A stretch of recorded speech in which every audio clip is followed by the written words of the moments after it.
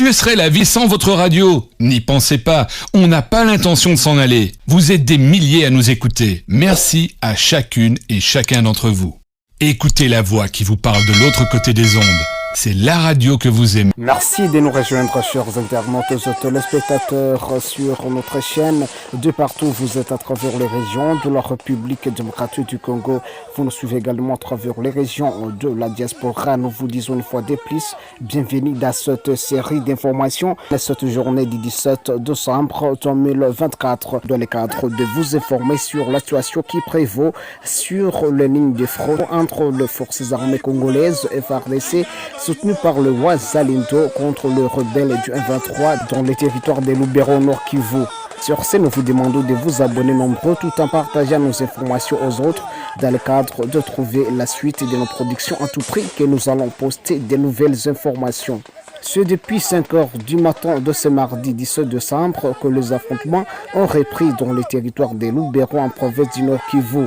Après la chute des localités de Matembe à Limbongo et Vutorovia, le rebelle du 23 RDF ont lancé une nouvelle offensive contre les positions de forces armées de la RDC et FARDC proches du village de Kitombiro. Selon les sources locales contactées par nos confrères du média Le Volcan News, les attaques ont été accompagnées de pillages systématiques dans plusieurs villages. La population civile, particulièrement vulnérable, a été gravement impactée par la situation. Un déplacement massif a été observé depuis hier avec deux familles qui fuient les zones de conflit. Certains se dirigent vers Lubero Centre, tandis que d'autres se réfugient dans plusieurs villages voisins comme Kichuku, Itili et Vukotina.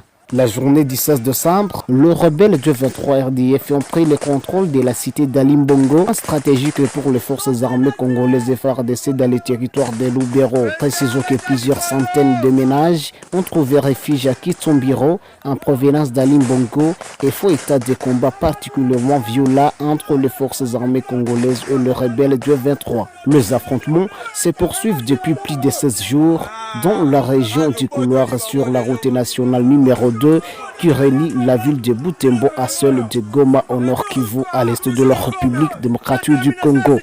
Abonnez-vous, chers internautes et téléspectateurs nombreux sur notre chaîne. Partagez nos informations également dans le but de trouver la suite de nos productions à tout prix que nous allons poster de nouvelles informations. Rendez-vous dans la suite de nos productions. Que serait la vie sans votre radio? N'y pensez pas, on n'a pas l'intention de s'en aller. Vous êtes des milliers à nous écouter. Merci à chacune et chacun d'entre vous.